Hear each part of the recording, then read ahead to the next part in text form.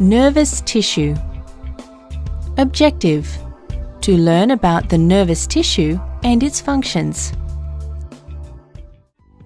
If a person unknowingly touches a hot object like a kettle, she immediately pulls back her hand.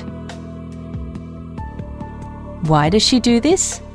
This happens as the receptors present in the fingers sense the heat from the kettle. The sensory nerves in the fingers absorb this impulse and transmit it to the spinal cord.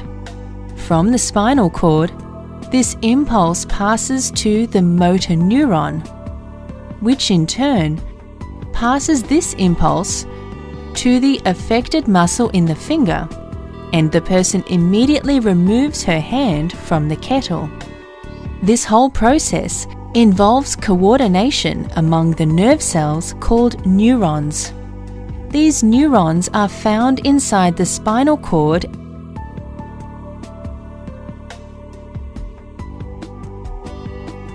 and the brain. Now let's learn about neurons. A neuron consists of a cell body called soma.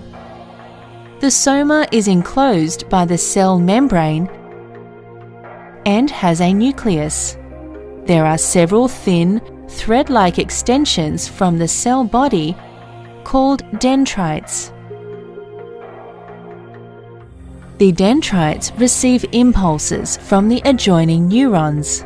The other extension from the cell body or soma is a single-branched extension called an axon.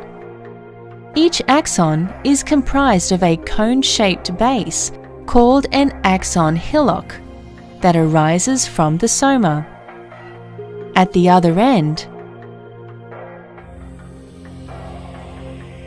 the axon is divided into many branches, from where the signal passing through the axon is transmitted to the other cell via a junction called a synapse. Thus, the information is received by the dendrites and is then sent out through the axon to the neighboring cell. This is how information is transmitted from one cell to another. To summarize, if we unknowingly touch a hot object, we immediately pull our hand away from it. This process involves coordination among the nerve cells called neurons. A neuron consists of a cell body called soma. There are several thin, thread-like extensions from the cell body called dendrites.